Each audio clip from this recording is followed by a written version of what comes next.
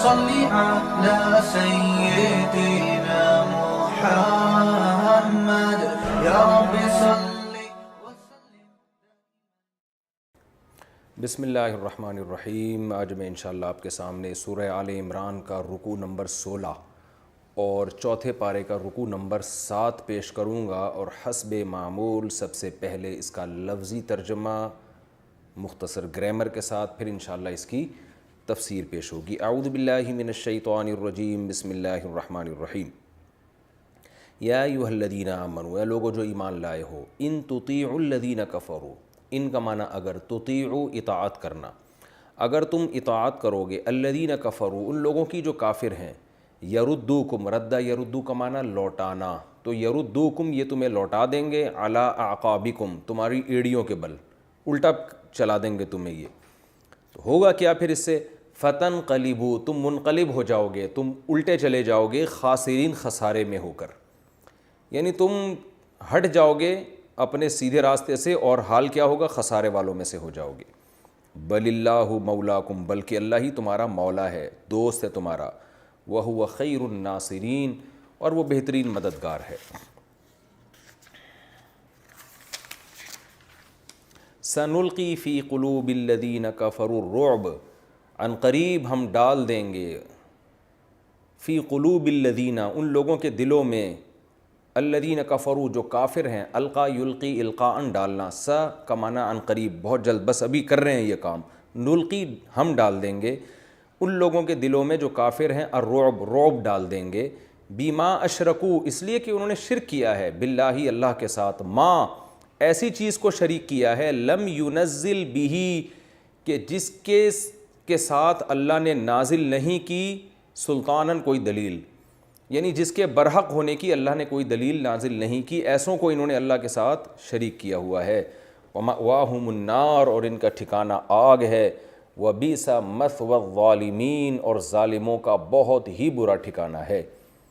وَلَقَدْ تحقیق، صَدَقَكُمْ سچا کر دکھایا، صدقہ یصدق سچ بولنا، سچا کر دکھانا، اللہ نے سچا کر دکھایا، صدقکم تم سے، اللہ نے تم سے سچا کر دکھایا، وعدہ اپنے وعدے کو، اذ اس وقت، تحسونہم، حس یحسو کا معنی یہ حس سے نکلا ہے نا، چھونا کسی کو، یعنی اس کا معنی یہاں پر چھونا نہیں ہے، اس کا معنی ہے قتل کرنا. حس یحسو تحسونا تنصرونا کی طرح ہے، تحسونہم باذنہ جب تم اللہ کے حکم سے ان کو چھو رہے تھے، یعنی تم ان کے تعاقب کر رہے تھے، تو یہاں مراد ہے یہ کنایہ ہے قتل کرنے سے، یعنی زخم لگا رہے تھے ان کو. اللہ نے اس وقت اپنا وعدہ سچا کر دکھایا تھا جب تم ان کافروں کو اللہ کے حکم سے قتل کر رہے تھے، حتیٰ یہاں تک کہ اذا فشلتم جب تم ہی پیچھے ہٹنے لگے، وتنازع فشل یفشلو کا معنی یہاں پر ہوگا، یعنی تم نے معاملہ جو تمہارا ایک ٹریک پہ چل رہا تھا اس سے تم ہٹنا شروع ہو گئے. وتنازعتم فی الامر اور حکم کے معاملے میں تمہارا اختلاف ہو گیا. تنازع کا معنی ہوتا ہے اختلاف ہونا، یعنی حکم سے مراد نبی نے حکم دیا تھا کہ اس گھاٹی پہ اتنے افراد رہیں، تو اس میں تمہارا آپس میں اختلاف ہو گیا. وعصیتم اور تم نے نافرمانی کی، من بعد ما بعد اس کے کہ اراکم، ارا یری اراءتن کا معنی دکھانا، بعد اس کے کہ اللہ نے دکھا دیا تھا کم تم کو، ما وہ چیز تحبون جو تم چاہتے تھے، یعنی جو فتح اور نصرت تم چاہتے تھے اللہ نے وہ تمہیں دکھا دی تھی، اس کے بعد بھی تم نے اللہ کی نافرمانی کی اور نبی کے حکم میں تمہارا اختلاف ہوا. منکم تم میں بعض ایسے ہیں، من یرید الدنیا جو دنیا کا ارادہ کر رہے تھے یعنی اس وقت، ومنکم اور تم میں بعض ایسے تھے، من یرید الآخرہ جو آخرت چاہتے تھے، ثم پھر اس کے بعد، صارفکم، صارف یصرف کا معنی پھیرنا، اللہ نے پھیرا تم کو، عنہم ان سے، اللہ نے تم کو ان سے پھیر دیا، یعنی تم ان کے اوپر چڑھائی کر رہے تھے، اب اللہ نے تم کو ان سے پھیر دیا اور ان کو غلبہ دے دیا، یہ مطلب ہوگا. پھر اللہ نے تم کو پھیر دیا، عنہم ان سے، لیبتلیکم تاکہ اللہ تمہیں آزمائے. وَلَقَدْ اور تحقیق، عفا اللہ نے معاف کر دیا، عنکم تمہیں، تحقیق اللہ نے تمہیں معاف کر دیا ہے. واللہ ذو فضل اور اللہ فضل والا ہے، علی المؤمنین مومنین پر.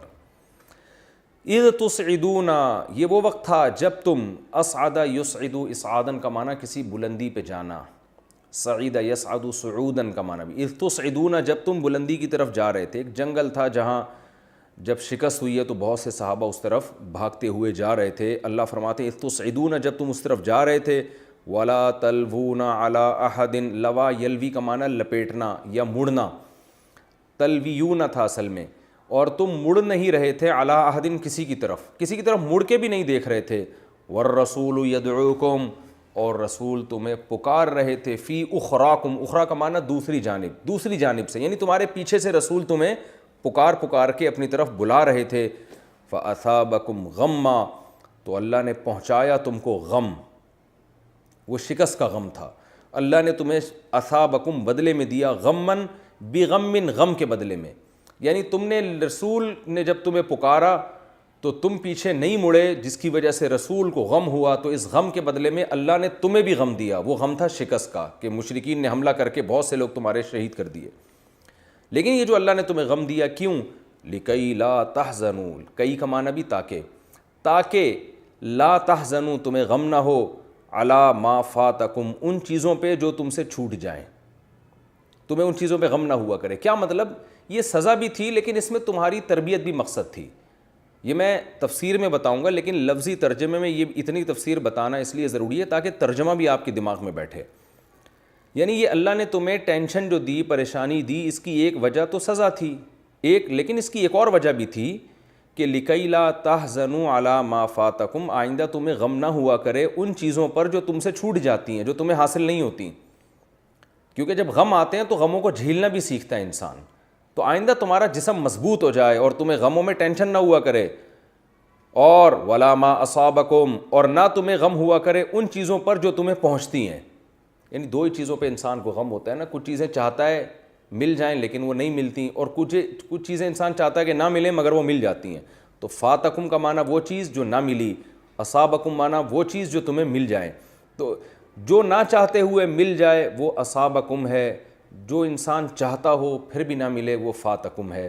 تو اللہ فرماتے ہیں تاکہ تمہیں آئندہ غم نہ ہوا کرے ان چیزوں پر جو تم سے چھوٹ جائیں، اور ان چیزوں پر بھی جو نہ چاہتے ہوئے بھی تمہیں پہنچ جائیں، جو مصیبتیں پہنچیں ان پر تمہیں غم نہ ہوا کرے، تم مضبوط ہو جاؤ. واللہ خبیر بما تعملون، جو کچھ تم کر رہے ہو اللہ اس سے باخبر ہے. ثم، پھر اس کے بعد کیا ہوا؟ اس شکست کے بعد، انزل علیکم، اللہ نے نازل کیا تم پر، من بعد الغم، اس غم کے بعد جو تمہیں غم پہنچا نا، شکست کا، زخموں سے چور پڑے ہوئے تھے، اس غم کے بعد اللہ نے نازل کیا تمہارے اوپر امنتن، ایک سکون. امن کا مطلب یہاں سکون، ایک سکون کی کیفیت نازل کی. نعاسن یعنی اونگ، انسان جب ٹینشن میں ہوتا ہے نیند نہیں آتی، لیکن اللہ نے تمہیں اتنا سکون دے دیا کہ تمہارے اوپر نعاس، ایک اونگ کا غلبہ ہو گیا. ایک ہوتی ہے گہری نیند، ایک ہوتی ہے سکون میں انسان کو اونگ آنا شروع ہو جائے. یغشا طائفۃ منکم، جس اونگ نے ڈھانپ لیا، غشیہ یغشا کا معنی ڈھانپنا، طائفۃ منکم، تم میں سے ایک جماعت کو، ایک جماعت پر اونگ طاری ہو گئی جو مومنین کی جماعت تھی، ان کو اللہ نے سکون میں دے دیا. لیکن ایک جماعت جو منافقین کی تمہارے ساتھ تھی اس کی کیا حالت ہوئی؟ وطائفتن، اور ایک جماعت ایسی تھی، قد اہمتہم انفسہم، ان کے نفسوں نے ان کو، اہم یہم اہمامن کا معنی غم میں ڈالنا، فکر میں ڈالنا، ہم فکر کو بھی کہتے ہیں، ہموم اس کی جمع آتی ہے. تو ان کے نفسوں نے ان کو ٹینشن میں ڈال دیا، یعنی بجائے وہ سکون میں آنے کے اور ٹینشن میں چلے گئے. اور کیا ٹینشن تھی؟ یظنون باللہ، گمان کرنے لگے اللہ کے بارے میں، غیر الحق کی، غلط گمان، غلط باتیں اللہ کے بارے میں سوچنے لگے. ظن الجاہلیہ، زمانہ جاہلیت والے گمان، جیسے زمانہ جاہلیت کی ایک سوچ تھی کہ اللہ اپنے بندوں کے ساتھ غلط بھی کرتا ہے، تو یہ والی باتیں وہ سوچنے لگے. اور دل میں کیا کہنے لگے؟ یقولون، یا زبان سے کہنے لگے، یقولون کہنے لگے، حل لنا من الامر من شیء، کیا ہمارے ہاں بھی، ہمارا بھی، حل لنا کیا ہمارے لیے ہے، من الامری اس کام میں، من شیء کچھ بھی، یعنی کوئی ہمارا بھی کوئی اختیار ہے، کوئی ہماری بھی کوئی سن رہا ہے یہاں پہ. اب یہ منافقین نے ایسا کلام کیا تھا جس کے دو مطلب تھے. ایک مطلب تو یہ تھا کہ ہمارے تو مشوروں پر عمل ہی نہیں ہوا، اور جب نہیں ہوا تو اس کا نقصان یہ کہ آج اتنے لوگ مر گئے، اتنے شہید ہو گئے، اور اب شکست کھا کے یہاں بیٹھے ہوئے ہیں، تو ہماری تو کوئی سنتا ہی نہیں ہے، اور سب الٹا سیدھا ہو رہا ہے، یہ نقصان ہماری نہ سننے کی وجہ سے ہوا ہے، یہ اصل مطلب تھا۔ لیکن ڈرتے بھی تھے کہ ہم ایسی نیگیٹیوٹی پھیلائیں گے تو لوگ ہمارے خلاف ہو جائیں گے، تو اس کلام کا ایک دوسرا مطلب بھی نکلتا تھا۔ دوسرا مطلب یہ کہ بھائی جو کچھ ہو رہا ہے اللہ کی طرف سے ہو رہا ہے، ہمارا تو کوئی اختیار ہی نہیں ہے۔ یعنی منافق ایسی بات کرتا ہے نا کہ جب پکڑا جائے تو کہہ کہ بھائی اس کا یہ مطلب تھا، پکڑا نہ جائے تو پھر وہ نیگیٹیوٹی پھیلا رہا ہوتا ہے۔ تو حل لنا من الامر من شیء، کیا ہمارے لیے کچھ ہے؟ یعنی ہماری تو چل نہیں رہی، چل تو اللہ کی رہی ہے۔ ہم تو چاہ رہے ہیں فتح ہو جائے، ہم تو محنت کر رہے ہیں، لیکن ہو رہا ہے جو اللہ چاہ رہا ہے۔ تو ذو معنی کلام کیا انہوں نے۔ ایک کلام کا صحیح مطلب تھا، ظاہر ہے ہوگا وہی جو اللہ چاہے گا، اور ایک غلط مطلب تھا، اس کا ایک دوسرا معنی غلط تھا کہ ہماری کچھ بھی نہیں سنی جا رہی، سب اپنی نبی اپنی مرضی کر رہے ہیں، اور یہ جو لوگ ہیں ایمان والے لوگ یہ اپنی مرضی کر رہے ہیں، جس کی وجہ سے ہمیں یہ نقصانات ہو رہے ہیں۔ تو اللہ فرماتے ہیں کہ ان سے کہہ دیجئے قل ان الامر کلہ للہ، یہ بات تو طے شدہ ہے کہ امر اختیار اللہ ہی کا ہے، جیسے اللہ کہے گا ویسے ہوگا۔ وہ فتح دینا چاہے گا فتح ہوگی، نقصان پہنچانا چاہے گا نقصان ہوگا۔ تو اگر تمہارے کلام کا یہ مطلب ہے تو یہ مطلب تو بالکل ٹھیک ہے، لیکن قرآن کہہ رہا ہے یخفون فی انفسہم، یہ اپنے دلوں میں چھپاتے ہیں۔ اخفا یخفی، اخفاء کا معنی چھپانا، ما وہ چیز چھپاتے ہیں، لا یبدون لکا جو ظاہر نہیں کر رہے آپ کے لیے۔ دل میں ان کے کچھ اور ہے، زبان پہ پوری بات ظاہر نہیں کر رہے، وہ دل میں کیا ہے؟ یقولون، یہ کہہ رہے ہیں، یعنی دل میں جو ہے نا وہ یہ بات ہے، یقولون کہہ رہے ہیں، لو کان لنا من الامر، اگر ہوتا ہمارے لیے اس معاملے میں شیء کچھ بھی، یعنی ہمارے لیے کچھ بھی اختیار ہوتا، یہاں پر ہماری بھی کچھ سنی جاتی، کچھ ہمیں بھی ویلیو دی جاتی، ما قتلنا ہا ہنا، تو یہاں ہم لوگ قتل نہ ہوتے۔ ہم سے مراد ہمارے لوگ، اتنے لوگ قتل ہو گئے یہ ہماری نہ سننے کی وجہ سے۔ یعنی بجائے اس کے کہ جنگ میں موٹیویٹ کریں، حوصلہ دیں، اور نیگیٹیوٹی پھیلانے لگے، تو اللہ نے قرآن میں کہا قل، اے نبی آپ ان سے کہہ دیجئے، لو کنتم فی بیوتکم، اگر تم اپنے گھروں میں بھی ہوتے، لبرز الذین، لام کا تاکید کے لیے ہے، برز یبرز، بروزن کا معنی ظاہر ہونا، اگر تم اپنے گھروں میں بھی ہوتے نا، یہاں نہیں بھی آتے، لبرز الذین، تو ظاہر ہو جاتے وہ لوگ، کتب علیہم القتل، جن پر قتل لکھ دیا گیا ہے تقدیر میں، جن کے مقدر میں موت لکھ دی گئی ہے، وہ ظاہر ہو جاتے، الی مضاجعہم، اپنے مضجع کہتے ہیں سونے کی جگہ، اور قتل ہو کے جو بندہ جہاں گرتا ہے وہاں بھی وہ ایک قسم کا سو ہی رہا ہوتا ہے، تو اس کو بھی مضجع کہا گیا ہے، یعنی اپنے پچھاڑنے کی جگہ، جہاں وہ پچھاڑ کے قتل کر کے گرائے جاتے ہیں نا، ان جگہوں پہ یہ لوگ خود بخود پہنچ جاتے، ان کی تقدیر ان کو گھروں سے کھینچ کے یہاں لا کے موت دیتی، کیونکہ جس نے جس وقت مرنا ہے یہ بھی لکھا ہوا ہے، جہاں مرنا ہے یہ بھی لکھا ہوا ہے، تو ان کی بات سے نہیں ہوتا، جن کی مقدر میں موت ہے تقدیر ان کو گھروں سے نکال کے یہاں لا کے پچھاڑتی۔ وَلِيَبْتَلِيَ اللَّهُ مَا فِي صُدُورِكُمْ، اور یہ سب کچھ اس لیے ہوا ہے کہ اللہ آزمانا چاہتا ہے، یبتلی ابتلا سے، کہ اللہ جان لے ما فی صدورکم، تمہارے دلوں میں کیا ہے اللہ کے بارے میں۔ فتح میں تو پتہ چلتا ہے، شکست میں تم اللہ کے بارے میں کیا سوچتے ہو۔ وَلِيُمَحِّصَ مَا فِي قُلُوبِكُمْ، اور اللہ یہ بھی چاہتا ہے کہ جو کچھ تمہارے دلوں میں ہے اللہ اس کو خالص کر دے، تمحیص کا معنی اس میں نکھار پیدا کر دے، آزما کے اس کو مضبوط کر دے تمہارے دلوں کو۔ واللہ علیم بذات الصدور، اللہ سینوں کے بھیدوں کو خوب جانتا ہے۔ ان الذین، بے شک وہ لوگ، تولوا منکم، جنہوں نے تم میں سے پیٹھ پھیری، تولوا میدان غزوہ احد میں پیٹھ پھیری ہے جن لوگوں نے، یوم، اس دن، التقى الجمعان، جس دن دو جماعتوں کی آپس میں ملاقات ہوئی تھی۔ التقا یلتقی التقاء کا معنی ملاقات کرنا، لقیہ یلقا سے باب افتعال ہے۔ جمعان، جمع ایک جماعت، جمعان دو جماعتیں، یعنی کافر اور مسلمانوں کی جماعتوں کی جب آپس میں ملاقات ہوئی تھی، اس دن جن لوگوں نے پیٹھ پھیری ہے، انما، وہ صرف اس لیے تھی، استزلہم الشیطان، شیطان نے ان کو پھسلا دیا۔ زلہ، زے کے ساتھ اس کا معنی ہوتا ہے پھسلنا، زلل یزللو پڑھا جاتا ہے، زل یزللو۔ عجیب بات ہے، آپ دیکھیں عربی میں ایک لفظ ہے ذلہ، ذال کے ساتھ، اس کا معنی ہے ذلیل ہونا، ایک ہے ضاد کے ساتھ ضلہ، اس کا معنی ہوتا ہے گمراہ ہونا، ایک ہوتا ہے زا کے ساتھ ذلہ، اس کا معنی ہوتا ہے پھسلنا، اور ایک ہوتا ہے وا کے ساتھ ضلہ، اس کا معنی ہوتا ہے چھاؤں میں آنا۔ تو ہر لفظ کا الگ مطلب ہے، لیکن پبلک سب کو ذلہ ہی پڑھ رہی ہوتی ہے۔ تو انما استزلہم الشیطان، شیطان نے ان کو پھسلا دیا تھا سیدھے راستے سے، کیوں؟ ببعض ما کسبوا، جو کچھ انہوں نے غلطی کی ہے، کسبو کا معنی جو غلطی کی ہے، اس غلطی کے بعض کی سزا کے طور پر، اس غلطی کے بعض کے بدلے میں، بی کا معنی بوجہ، بعض سبب کے لیے بھی آتا ہے کہ شیطان نے ان کو پھسلا دیا تھا، بی بعضی، بعض اس غلطی کے بدلے میں، ما کسبو جو انہوں نے کی، یعنی غلطی کی پوری سزا نہیں ہے، یہ غلطی کی تھوڑی سی سزا ہے۔ وہ غلطی کیا تھی؟ وہی گھاٹی سے ہٹ جانا۔ تو اس غلطی کی وجہ سے شیطان نے ان کو پھسلا دیا اور ان کے حوصلے پست کروائے شیطان نے۔ لیکن کیا ہے؟ وَلَقَدْ تحقیق عَفَى اللَّهُ عَنْهُمْ، اللہ ان کو معاف کر چکا ہے۔ لقد کا معنی یہ کام ہو چکا ہے، اس پہ ٹینشن نہ لو۔ ان اللہ غفور حلیم، بے شک اللہ معاف کرنے والا، حلیم بہت زیادہ بردبار ہے، برداشت والا ہے۔ یہ تو اس کا لفظی ترجمہ ہوا، اب ہم انشاءاللہ اس کی تفسیر کی طرف چلتے ہیں۔ غزوہ احد کے واقعات ہی چل رہے ہیں، اس میں بہت طویل واقعہ اللہ نے غزوہ احد کا بیان کیا، کیونکہ اس میں صحابہ کے حوصلے بہت پست ہوئے تھے، پھر دوبارہ انہوں نے ہمتیں کی، کہیں صحابہ کو تنبیہ ہو رہی ہے، کہیں ان کی تعریفیں ہو رہی ہیں، دونوں چیزیں ساتھ ساتھ چل رہی ہیں تاکہ قیامت تک آنے والے انسانوں کو سبق حاصل ہو۔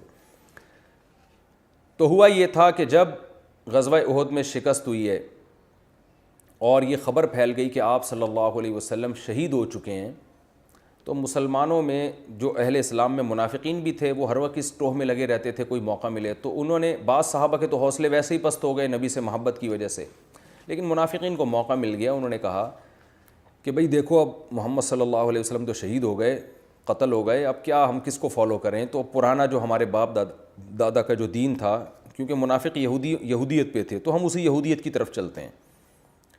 اس پہ قرآن میں آیتیں نازل ہوئیں، اے ایمان والو ان تطیعوا الذین کفروا، اگر تم ان کافر، یہاں منافق کو اللہ نے صاف لفظوں میں کافر کہا ہے، یعنی جو ایسی باتیں کر رہا ہے وہ تو کافر ہی ہے نا، ان کافروں کی اگر تم نے اطاعت کی، یردوکم علی اعقابکم، تو تمہیں الٹے پاؤں واپس لوٹائیں گے، یہ تمہیں اس دین کی طرف پھیر دیں گے جو پرانا دین تھا، جو غلط مذہب تھا، اس کی طرف لے آئیں گے، فتنقلبوا خاسرین، اس سے تمہیں فائدہ نہیں ہوگا بلکہ تم لوٹ آؤ گے خسارہ لے کر، خسارے والے بن جاؤ گے۔ تو لہذا ان کی باتوں میں نہ آؤ، یہ تمہارے مددگار نہیں ہیں، یہ تمہارے دوست نہیں ہیں، بل اللہ مولاکم، بلکہ اللہ تمہارا مددگار اور دوست ہے، وہو خیر الناصرین، اور وہ بہترین مددگار ہے۔ تو ان کی باتوں میں مت آیا کرو۔ یہ آیتیں بعد میں نازل ہوئیں، لیکن اس میں ماضی کی حکایت کی گئی ہے کہ یہ کچھ ہو رہا تھا، تم نے آئندہ بھی ان کی باتوں کو فالو نہیں کرنا۔ رہا مسئلہ شکست کا کہ زخموں سے چور تم بیٹھے ہوئے ہو، تو اللہ نے فرمایا غم نہ کرو، سنلقی فی قلوب الذین کفروا، ہم بس ڈالنے والے ہیں کافروں کے دل میں رعب، تمہارا رعب ڈال دیں گے۔ خالد بن ولید اور حضرت ابو سفیان جو اس وقت مسلمان نہیں ہوئے تھے، یہ جب چلے ہیں تو ان کو خیال ہوا کہ یہ جو زخموں سے چور لوگ ہیں یہ تو شکست کھا چکے ہیں، تو اب ہم پاگل ہیں، ہم واپس کیوں جا رہے ہیں؟ ہمیں چاہیے دوبارہ ان پر حملہ کریں ہم، یعنی جب یہ طاقتور تھے تو ہم نے ان پر حملہ کر کامیاب کر دیا، اب تو یہ زخموں سے چور ہیں تو ہم کیوں واپس جا رہے ہیں؟ لیکن اللہ فرماتے ہیں کہ ہم نے کیا کیا، ان کے دلوں میں رعب ڈال دیا۔ اسباب کی دنیا میں ان کو لوٹنا چاہیے تھا، مگر یہ ڈر گئے کہ ایسا نہ ہو کہ کچھ اور ہی نہ ہو جائے، اور صحابہ بھی تیار ہو گئے تھے دوبارہ لڑنے کے لیے، تو یہ خوف ان کے دلوں میں بیٹھ گیا کہ بھئی یہ شکست کھا کے بھی دوبارہ لڑنے کے لیے تیار ہیں، تو چھوڑو، جو فتح ہے وہ کہیں دوبارہ شکست میں تبدیل نہ ہو جائے۔ تو اللہ نے صحابہ کو تسلی دی شکست کے بعد کہ ہم کافروں کے دل میں رعب ڈالیں گے، اس لیے کہ یہ اللہ کے ساتھ شرک کرتے ہیں اور ایسی چیزوں کو شریک کرتے ہیں جن کی ان کے پاس کوئی دلیل نہیں ہے۔ تو توحید پرست آدمی میں کانفیڈنس ہوتا ہے، اس کا ایک خدا ہوتا ہے، مشرک کو تو پتہ ہی نہیں ہوتا کس وقت کون مدد کرے گا آپ کی۔ وَمَأْوَاهُمُ النَّارُ، ان کا ٹھکانہ جہنم کی آگ ہے، وَبِئْسَ مَثْوَى الظَّالِمِينَ، اور ظالموں کا بہت برا ٹھکانہ ہے۔ پھر اللہ صحابہ پہ اپنی نعمت بیان کر رہے ہیں، منافقین نے یہ پروپیگنڈا شروع کیا، اللہ نے تو وعدہ کیا تھا کہ فتح ہوگی، یہ کیا ہو رہا ہے ہمارے ساتھ؟ تو اللہ نے صحابہ کو تسلی دی، فرمایا وَلَقَدْ صَدَقَكُمُ اللَّهُ وَعْدَهُ، اللہ تو اپنا وعدہ سچا کر چکا ہے، فتح کے اللہ نے جو وعدے کیے تھے وہ تو سچے کر دیے۔ کب؟ اِذْ تَحُسُّونَهُم بِإِذْنِهِ، جب تم ان کافروں کو اللہ کے حکم سے قتل کر رہے تھے میدان احد میں، حتیٰ اذا فشلتم، یہاں تک کہ جب تم ہی پیچھے ہٹنا شروع ہو گئے، تم نے ہی غلطیاں کرنا شروع کر دیں۔ وہ غلطی کیا تھی؟ وَتَنَازَعْتُمْ فِي الْأَمْرِ، تم نے نبی کے حکم میں اختلاف کرنا شروع کر دیا۔ عبداللہ بن جبیر کے ساتھ کچھ لوگ تھے، انہوں نے کہا ہم گھاٹی پہ رہیں گے، کچھ نے کہا نہیں بھائی اب تو فتح ہو چکی ہے، اب تو مال غنیمت مل رہا ہے، تو جا کے ہم مال غنیمت لیتے ہیں لوگوں کے ساتھ اور اس میں لوگوں کے ساتھ شریک ہو جاتے ہیں، ہم کیوں پیچھے رہیں اس معاملے میں؟ تو یہ نبی کے حکم کی خلاف ورزی ہوئی تھی تو یہ تم سے ہوا ہے یہ کب سے سب کچھ. وَعَصَيْتُم مِّن بَعْدِ مَا أَرَاكُم مَّا تُحِبُّونَ, اور جب اللہ نے تمہیں وہ چیز دکھا دی جو تم پسند کرتے ہو. فتح و نصرت یہ ہر ایک کو پسند ہوتا ہے, تو اللہ نے جب تمہیں یہ چیز دکھا دی اس کے بعد تم نے نافرمانی کی ہے, اور وہ نافرمانی ایسے کی منکم من یرید الدنیا, تم میں بعض ایسے دنیا چاہ رہے تھے. دنیا سے مراد مال غنیمت ہے, ان کو مال غنیمت جمع کرنے میں جلدی تھی کہ ہم جلد سے جا کے جلد سے جلد مال غنیمت جمع کریں. ومنکم من یرید الآخرہ, کچھ ایسے تھے جو آخرت چاہتے تھے. وہ کہتے تھے بھئی مال غنیمت بعد میں ملے گی, پہلے ہمیں نبی کا حکم ہے کہ ہم اس گھاٹی پر رہیں تاکہ دشمن یہاں سے حملہ نہ کر دے, ہم نبی کے حکم کو فالو کریں گے.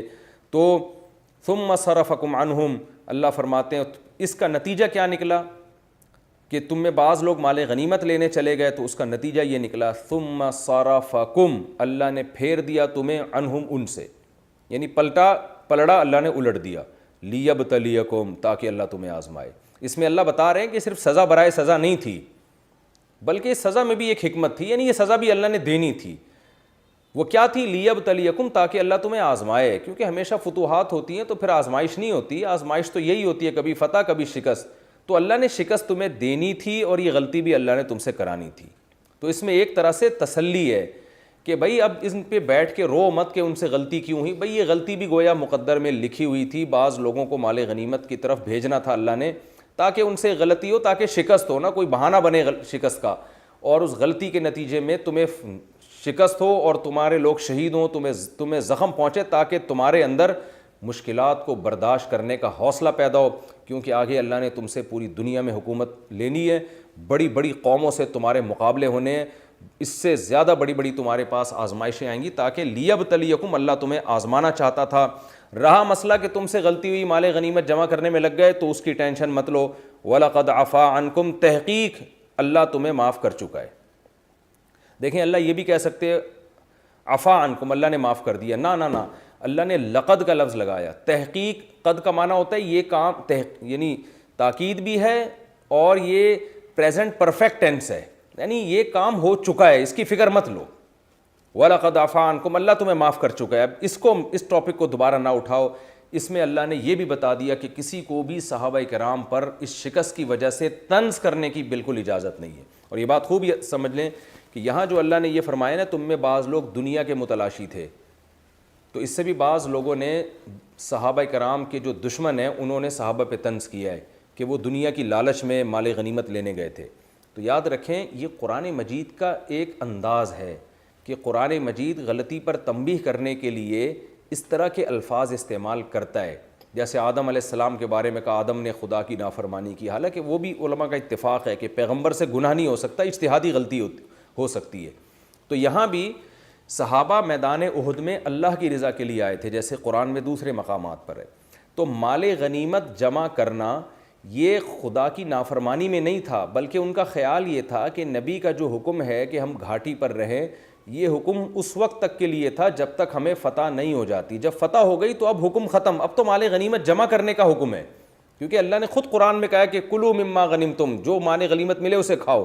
تو وہ دنیا کے متلاشی بھی حقیقت میں اللہ کی رضا کے لیے تھے, وہ مال غنیمت کی طرف بھی اللہ کا حکم سمجھ کے دوڑے, مگر چونکہ یہاں یہ دوڑنا شریعت کے خلاف تھا, ان سے اجتہادی غلطی ہو رہی تھی, اس لیے اللہ نے ان کے اس دوڑنے کو دنیا کی چاہت قرار دیا, ورنہ حقیقت میں اس کے پیچھے بھی آخرت ہی تھی. لیکن چونکہ وہ اجتہادی غلطی تھی تو اس کو اللہ تعالیٰ نے یوں تعبیر کیا کہ تم دنیا کی طرف دوڑ رہے ہو, یعنی جو ہے نا اس میں تم جلدی کر رہے ہو. تو اس لیے خوب سمجھ لیں کہ یہاں صحابہ کے پیش نظر دنیا برائے دنیا نہیں تھی. اگر دنیا برائے دنیا ہوتی تو وہ میدان احد میں اترتے کیوں, اور اتنی سخت لڑائی میں نبی کا ساتھ کیوں دیتے, اور وہ تو پھر منافقین کی باتوں میں آ جاتے. تو اس لیے قرآن کہہ رہا ہے تم میں ایسے ہیں جو دنیا تلاش کرتے ہیں. اس لیے علماء نے اس کا صحیح ترجمہ یہ کیا ہے کہ تم میں ایسے ہیں جو جن کے عمل سے ایسا لگ رہا ہے کہ وہ دنیا کے متلاشی ہیں, کیونکہ فوراً مال غنیمت کی طرف گئے. حقیقت میں ایسا نہیں ہے, لیکن ان کے عمل سے ایسا لگ رہا ہے کہ وہ دنیا کے متلاشی ہیں.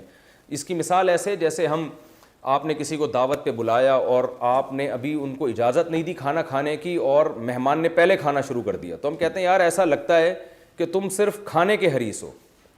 تو یہ صرف تنبیہ کے لیے بڑے کی طرف سے چھوٹے کو اس اسٹائل میں تنبیہ کی جاتی ہے. حالانکہ چھوٹا تو یہ سمجھ کے کھا رہا ہوتا ہے کہ بڑے نے اجازت دی ہوئی ہے, لیکن وہ جلدی کر دیتا ہے, تو جلدی میں یہ تعبیر کی جاتی ہے کہ بھائی تم تو لگتا ہے کہ بس کھانا ہی تمہارا مقصد ہے. تو اللہ کی ذات عالی شان ہے, وہ اپنی مخلوق کو اس انداز سے تنبیہ کرتا ہے. جیسے یونس علیہ السلام کو تنبیہ کی کہ یونس فظن ان لن نقدر علیہ, یونس ہماری اجازت کے بغیر فرار ہوئے, اور یونس یہ سمجھا کہ ہمیں یونس علیہ السلام پر قدرت ہی نہیں ہے. حالانکہ پیغمبر تو یہ سمجھ ہی نہیں سکتے کہ اللہ کو ہم پہ قدرت نہیں ہے. پیغمبر کا تو عقیدہ ہوتا ہے کہ اللہ جب چاہے, لیکن یونس کا عمل سے بظاہر ایسا لگ رہا ہے جیسے اللہ تو وہ چھوڑ دے گا آپ کو اور آپ جائیں جہاں چاہیں اپنی قوم کو, لیکن اللہ کا انداز ہے, وہ صاحب جلال ہے, وہ اپنے بندوں کو اسی انداز میں تنبیہ کرتا ہے. اس لیے یونس علیہ السلام کے بارے میں اللہ نے کہا کہ یونس یہ سمجھے کہ اللہ کو یونس پر قدرت ہی نہیں ہے اور اللہ یونس کو پکڑ ہی نہیں سکتا.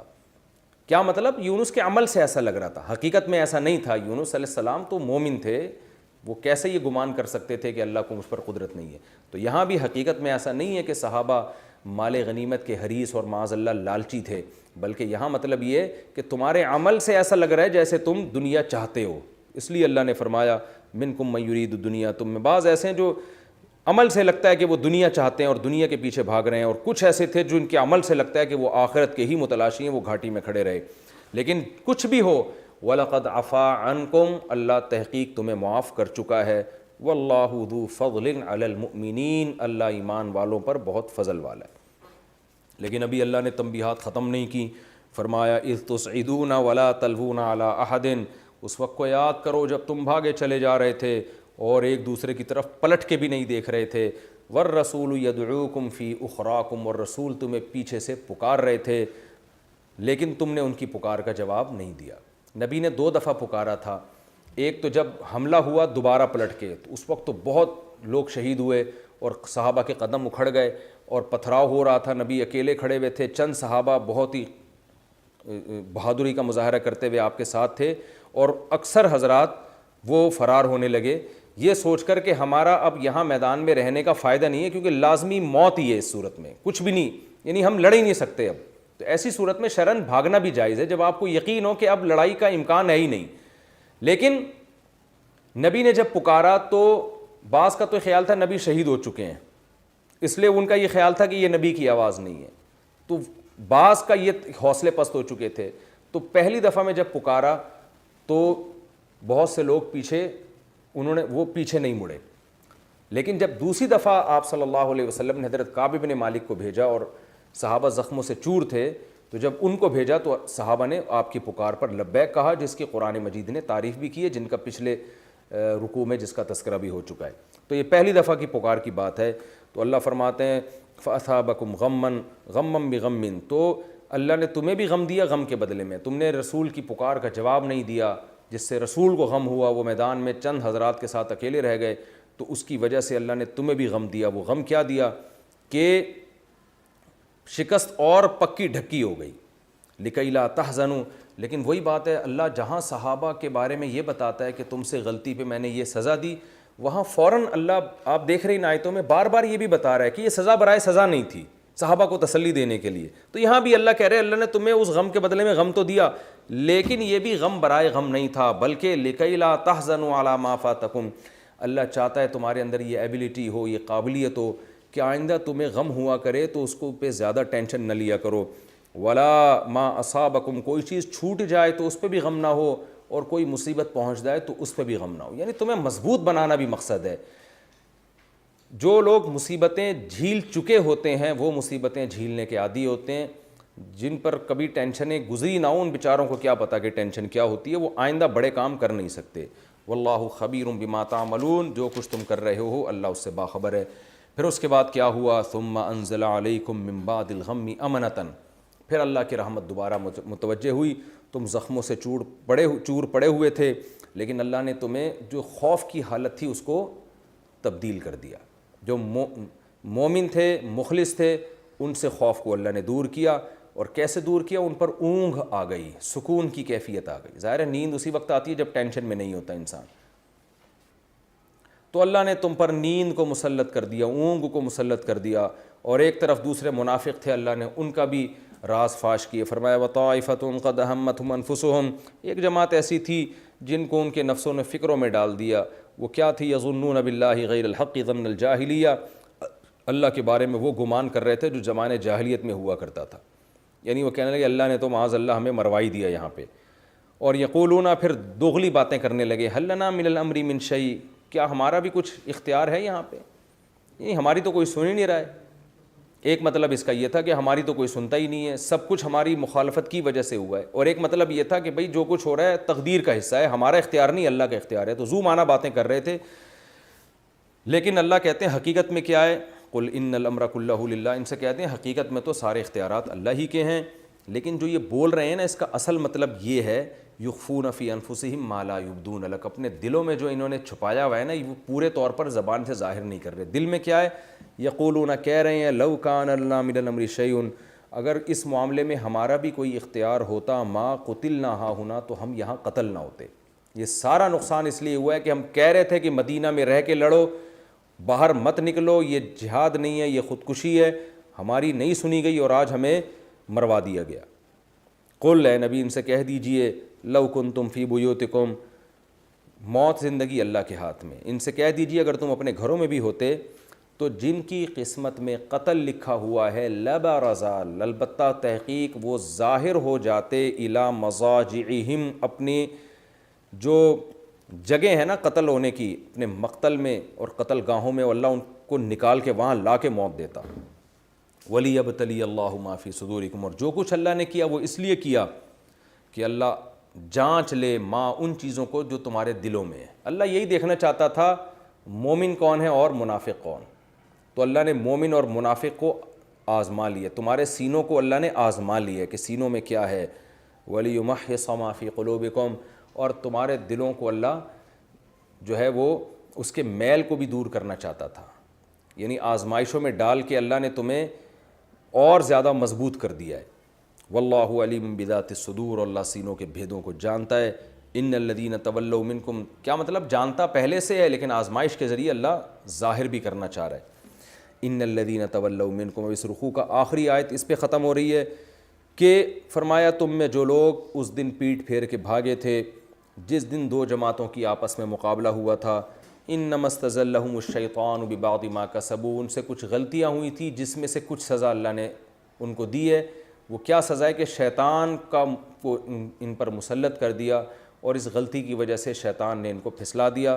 لیکن وہی بات ہے وَلَقَدْ عَفَى اللَّهُ عَنْهُمْ, اللہ دشمنان صحابہ کے لیے تو کوئی راستہ چھوڑ ہی نہیں رہے ہیں ان آیتوں میں. جہاں سزا کا ذکر ہوتا ہے اللہ معافی کا بھی ذکر کرتے ہیں اور حکمت کا بھی ذکر کرتے ہیں. فرمایا وَلَقَدْ عَفَى اللَّهُ عَنْهُمْ, تحقیق اللہ ان کو معاف کر چکا ہے.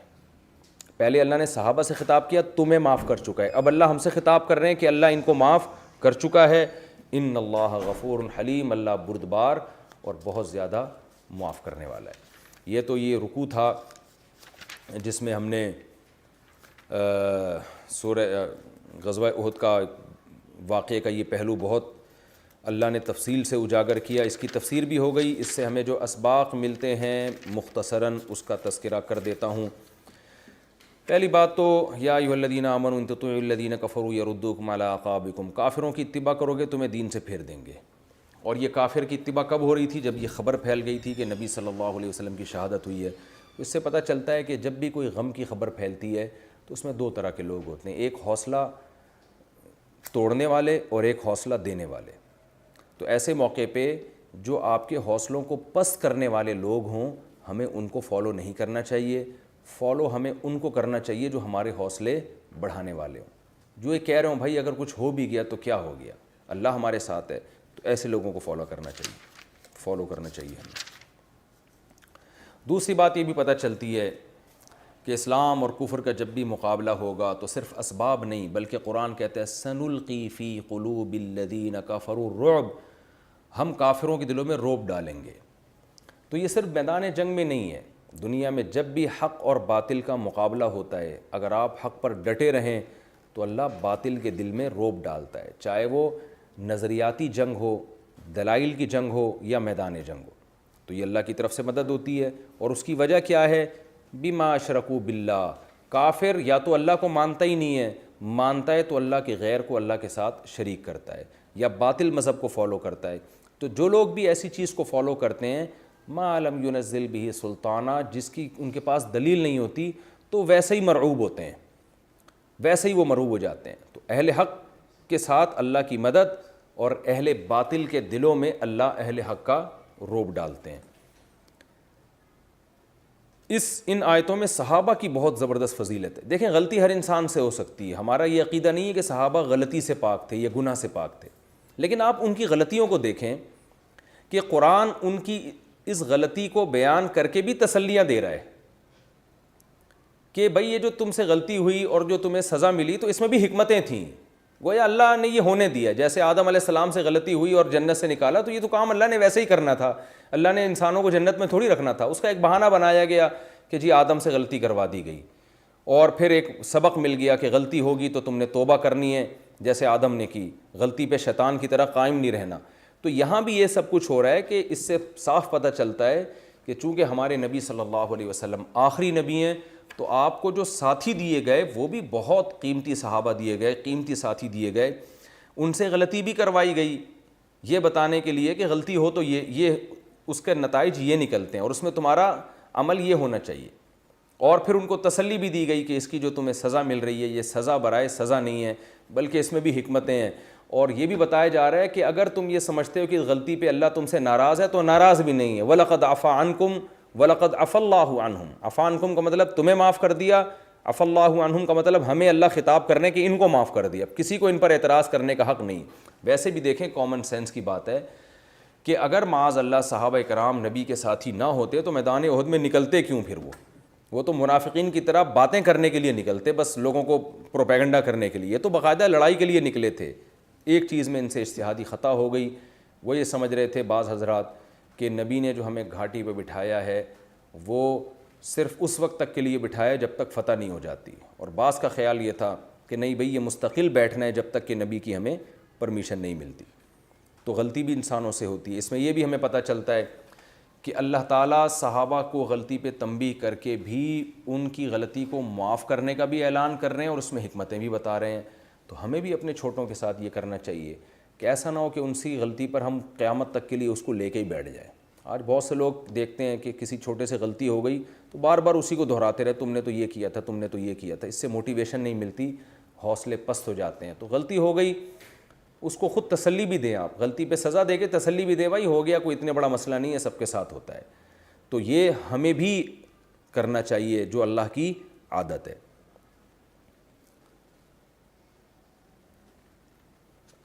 اس میں ہمیں یہ بھی پتہ چلتا ہے کہ اللہ کی طرف سے جو غم آتے ہیں وہ ہمیں بنانے کے لیے بھی آتے ہیں۔ لِكَيْ لَا تَحْزَنُوا عَلَىٰ مَا فَاتَكُمْ، تم سے کچھ چھوٹ جایا کرے تو غم نہ ہوا کرے، تمہیں کوئی مصیبت پہنچے تو غم نہ ہوا کرے۔ آج بچوں کو جس طرح سے پالتے ہیں والدین، اتنا ممی ڈیڈی بنا دیتے ہیں کہ ان میں ٹینشن برداشت کرنے کی صلاحیت ہی نہیں ہوتی، بڑے ہو کر پھر وہ ڈپریشن اور اسٹریس کے مریض بنتے ہیں۔ تو بچوں کو تھوڑا سا جو ہے نا سختی بھی کرنی چاہیے کبھی کبھار ان کے اوپر، تاکہ تھوڑی تھوڑی سختیاں جھیلنے کی بھی عادت ہو ان کو، اور ہر خواہش ان کی پوری نہ کریں۔ رمضان کے روزے اسی وجہ سے فرض کیے گئے کہ بھوکا پیاسا رہنا بھی سیکھو، تو بچوں کو بھی تھوڑی تھوڑی ٹریننگ دینی چاہیے۔ یہ نہیں کہ جو چیز مانگ رہے اسے آپ نے پکڑا دی، اس کا نتیجہ یہ نکلتا ہے کہ ان میں ٹینشن برداشت کرنے کی عادت ہوتی نہیں ہے۔ بڑے کام دنیا میں وہی لوگ کرتے ہیں جو سختیاں برداشت کرنے کے عادی ہوتے ہیں۔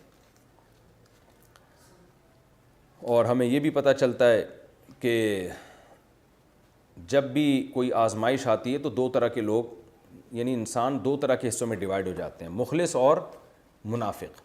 تو آزمائشوں میں دیکھنا چاہیے ہمیں کون ایسا ہے جو مخلص ہے اور کون ایسا ہے جو منافق ہے۔ تو یہ باتوں سے آپ کو پتہ چلے گا کہ کون اس وقت مثبت چیزوں کو پروموٹ کر رہا ہے اور کون اس وقت نیگیٹیوٹی کو فروغ دے رہا ہے۔